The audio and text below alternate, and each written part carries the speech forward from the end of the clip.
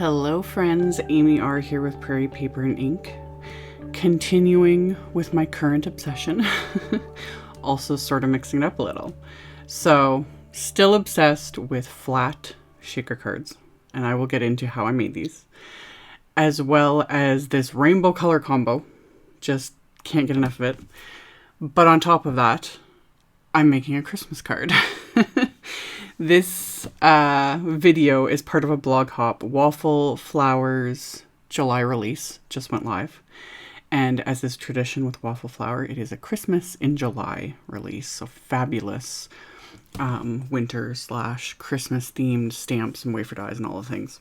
So I chose the GALINA'S Snowflakes stamp set. I think I've said this in many videos. I can never have enough snowflake sets, just like my affinity for large florals. If it's snowflakes, I have to own it. So I took the set and I put every single stamp in this little set because it's just a little set. And I put them all on acrylic blocks. I have my little rainbow of ink pads. These are all Simon Says Stamp dye inks, and I'll have the specific colors listed. And I also have Simon's Fog Gray ink, which I honestly don't even know if it shows up on camera. It's just a very nice pale gray. And I was using that with one of the littlest snowflake stamps in the set to just kind of fill in some of the little areas. And I have my little panels here of just smooth white cardstock, and I'm just stamping all these snowflakes in rainbow colors all over. Basically kind of creating my own little pattern paper here. And just kind of going back and forth until everything, all the areas are filled with these snowflakes. And at one point I had accidentally, flipped the panel over right on top of the ink pad, got a couple smears on it. I just stamped over those smears with the same colors. So you can't tell. It works. Sometimes it doesn't work out that way, but it worked this time. So after I did that, I took the packaging that this combo set came in, because the stamp set, you can get the stamp set, there's coordinating wafer dies, or you can get the combo set, and I'll have links to everything with the supplies. So this combo set came in this, plastic sleeve, and just like I've been showing in my recent videos with my shaker card obsession, this is perfect to create flat shaker cards. So all I did was trim off the top and bottom, and then cut the sides apart. So I have two pieces of this plastic here. And you want a good, strong adhesive. So I'm using score tape, red line tape will work. You can technically use a liquid adhesive like Glossy Accents or Ranger's Multimedia Matte, etc. That gets a little more tricky though, because you're going to have more patience and really let things dry. This is where just a good, strong adhesive tape, like the score tape, etc., is the way to go. So I've applied it to 3 sides of the back of this panel, and I'm just folding up the edges of this plastic, pressing it down, and then where the edges overlap there on the corners, I just trim that off with scissors, just because more often than not it kind of sticks out past, you'll see it past on the front. So trim that off, we're good to go. So 3 sides are sealed. Before I seal the 4th side, I gotta fill it with some bling. I'm using just some Studio Caudia. I have like some chunky stars glitter, and then I couldn't resist using more of the rainbow confetti, which I think at the moment is out of stock, but I know Simon Says Stamp will restock ASAP. But yeah, though that confetti just, I don't know, it just pops with these colors. So I just scoop in a random amount. I have had people asking me about, should you use some anti-static powder, just very, very lightly on the acetate before you start sealing everything in and putting in the glitter, etc. You totally can if you want. I haven't been bothering just because, and also I'm always so heavy-handed with everything that for me, I'm just concerned I'm going to use too much and you're going to really see the powder. And I don't mind how the glitter and the chunky confetti and stuff kind of clings to the acetate. But yes, you totally can use a little bit of anti-static powder. Just, go light-handed with it before you start adhering everything. You could just lightly dust it. I'm sure you'd be fine. Like I said, I just haven't bothered. I'll probably do it in a future video because I'm obsessed with this. It's a great way to use up this packaging that I've always just kind of kept, on hand, waiting for some idea to use it. And now that I have this idea that I've picked up from, I've linked to Nina's videos in a previous one and Ilda Diaz's videos in, or blog post in a previous video. Again, if you've missed those videos, go to my YouTube channel. The last several are showing how to make flat shaker cards. So yeah, great way to use up this packaging. Another thing I had to use, of course, was some hollow cardstock. I'm using the Oversized Joy wafer die set and stamp set. So with the wafer die set, I die cut white cardstock a couple of times with the Oversized Joy wafer die. And then I'm going to stack the layers together with just some craft tacky glue. And I am going to drop this on top of the acetate because I'm clumsy. I've mentioned this many times.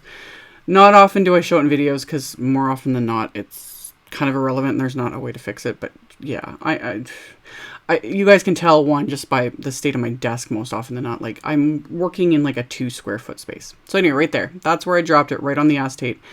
You can't really see it in the video, but I got glue all over the acetate. Easy way to fix this is a little alcohol prep pad. I'll have a link to these. I keep a box on hand at all times. If you work with like alcohol inks, Copic markers, etc., these are nice to have because it helps clean them up. They're just nice to have on hand for things like this too. If your acetate packaging is dirty, use a little, an alcohol prep pad to wipe it down. It works for cleaning scissors, all those sorts of things, like, because it's great for cleaning up adhesive. So that's what I did. I just wiped it on the surface of the acetate and it picked up that glue before it had a chance to dry. And we're good to go. And then I'm going to need to use it again because I'm going to do it again later on. Okay, clumsy. This is just what happens. I think I spend half my time picking things up off the floor than I do crafting, it seems, because I'm just dropping things and all that stuff. So anywho, that's how I fixed that. After I had layered the white cardstock together to give it a bit of dimension, I topped it with that holographic layer, which is just fabulous. And again, I'll show at the end of the video, kind of like tilt it in light and just, how it picks up the rainbow colors and just makes me happy. So I did that. And then for the companion sentiment, I'm using that same Oversized Joy stamp set. There's a bunch of different combos that you can use, and they're not all Christmas themed. Like, there's a bunch of other sentiments too, like follow your joy, hope and joy, choose joy, you fill my heart with joy, etc., etc., etc. I love these oversized sets. Waffle Flower has several of them. I've used a bunch in videos. There's something about the font and the size of it too, because it's huge. Love it. Anywho, I stamped the sentiment onto some fog gray cardstock with VersaFine Clair Nocturne ink. You don't need to heat emboss it. I like heat embossing, especially when I use sentiments and that ink on color cardstock, because 99% of the time I'm going to smear it before it has a chance to dry, because this ink takes a little longer to dry. So by coating it with embossing powder and melting it, that just keeps me from making a mess. That's the only reason I did it. So I'd used Wow's Clear Matte Dull embossing powder.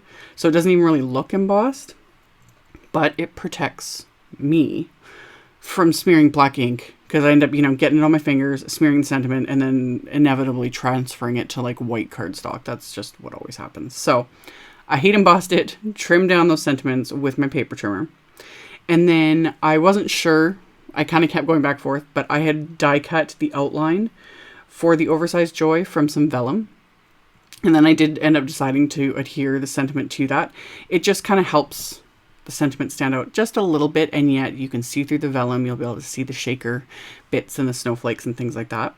So I adhered the word to the outline with craft tacky glue, just using a very thin, like tiny little bit of glue, because I don't want that, oozing out. It will show on the vellum. And then to adhere the sentiment to this acetate, I'm using glossy accents again. Very thin, tiny amount, especially with this, because if this glossy accent oozes out past the actual word, like onto the vellum, you will see it. So I used a tiny bit right behind the sentiment, and then the minute I laid it down, there's no wiggle room. Like it's sitting there. So I put some acrylic blocks on top just to let it dry for a couple minutes. Repeated the process, and then proceeded to drop that onto the second piece of acetate. So I got glossy accents on that one right here. Took my alcohol prep pad, wiped that off, and then just used a little cloth to wipe that dry, and then adhered it into place. So again, alcohol prep pads come in very handy in the craft room. So adhere those sentiments, let those dry for a couple minutes, and then the little companion sentiment I trimmed down more little pieces of the cardstock. I only ended up adhering just one behind each sentiment just to give it a little bit more stability. And then just put craft tacky glue on the back of that and then popped it into place on top of that die cut word. So I did that with both. And then once I've got that adhered into place and the adhesive is dry, I'm going to flip this over and cover the back with more score tape. This also ensures that everything is going to stay sealed. You know, the acetate's not going to pop off, etc. It just makes all those edges nice and sealed so nothing's going to fall out of my little shakers. So, as always, when adhering anything with acetate, you want a good, strong adhesive. So, coated the back of these with that score tape, peel off the backing, and then I had die cut a couple of pieces of Simon's Audrey Blue cardstock with one of Waffle Flower's additional A2 layers rectangle wafer dies. So die cut those and then adhere these panels to that just to kind of frame it with that color and bring out that kind of aqua blue sort of color. And then my card bases are going to be top folding A2 size cards. So they're already scored. I used some post-it tape to mask off right where the score line is. And then I'm going to stamp the inside of the card with those same snowflakes using the same inks, kind of stamping them more just around the perimeter to kind of frame along the inside of the card. This would also work for a card front. I end up like saying this a lot when I finish the insides of my cards more often than not. I'm just like, ooh, this would work for a card. So 2 ideas in one, why not? So stamp those snowflakes. Again, this is the sort of thing where you could do a ton at once. Do the card front all at once, like with the stamping, the insides all at once with the stamping, the acetate all at once, etc., etc. Like these are pretty easy to mass produce if you're doing a bunch. So yeah, these were honestly fun. And then the sentiment, another new set. This is the Wonderful Christmas set. You will see this more in future videos. I love it. I love this mix of fonts. Love it. So I stamped the Happy Holidays on the inside of the cards with that VersaFine Clair Nocturne ink, and then made sure it was dry before I fold my card close, and made sure that I'm not smearing any ink. And then once those are folded over, I'm just going to adhere the card fronts with some craft tacky glue, and that's going to finish these off. So flat, rainbow, sparkly, holographic shaker cards. Love. And they're Christmas, so I'm actually a little bit ahead of the game in a sense. We'll see. We'll just see. I'm usually a lot later with my Christmas card series, but as always, there will be links below the video to my blog post. Like I said earlier, this is part of a blog hop, so I will have links and info in the blog post, which is linked directly below this video, and I'll have supplies, link to all that. Check out the description box below if you are interested. Thank you all so much for watching, for subscribing, thumbs upping, commenting. I very much appreciate your support. And also, like I said, if you've missed the previous videos showing flat shaker cards, just check out my YouTube channel. They're all there, and I'll have more coming, of course. So I will see you all very soon in the next video. Bye!